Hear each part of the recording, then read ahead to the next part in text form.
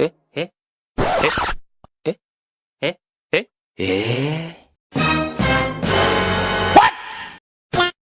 যে আমি ভাত খেতে এসেছি ছাদে, হঠাৎ করে ভাতটা খেতে খেতে পিছন দিকে দেখছি কিসের আওয়াজ হচ্ছে, ঘুরে দেখছি এই মহাশয় আমার সাথে খাওয়া দাওয়া করতে এসছে।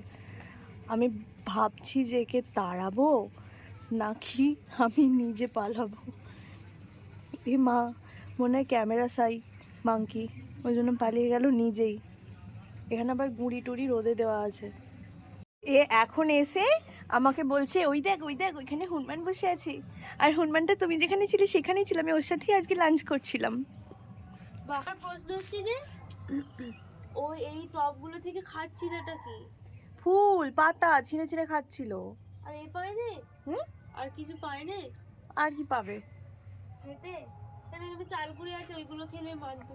গাছের পাতা ছিঁড়ে খাচ্ছে। ওগুলো খায় না, ওগুলো ছড়িয়ে দিয়ে গেছে। বাবা, এটা তো বলতে হবে। হাত দিয়েছে তো? হ্যাঁ হাত তো পড়েছে ওদের? হ্যাঁ, ওই পাশেরটা, এইটা এইটা দেয় না, ওইটা নয়, এইটায় বসেছিল একদম। গিলটা খুলে। কি ঘরে ঢুকে? বড় হনুমান উঠেছিল এখানে, হ্যাঁ, এই যে গিলটা খোলা।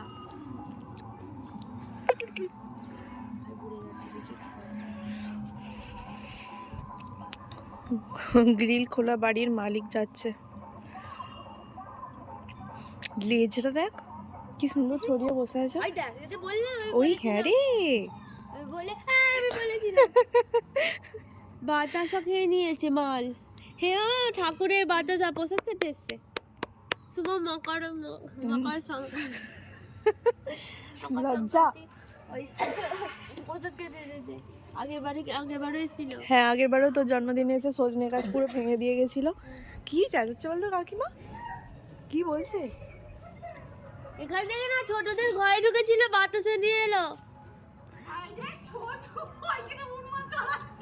আর এখানে গিলটা খোলা, খুলে আর বাতাসা নিয়ে চলে গেল।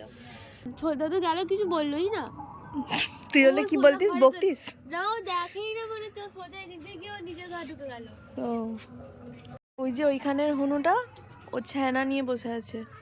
ছানা নয়, ছানা। ওর কোলে একটা ছানা আছে।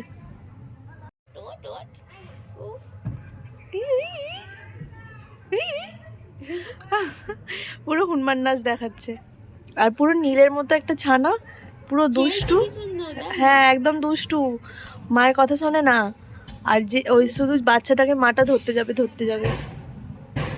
ওই দেখো দেখতে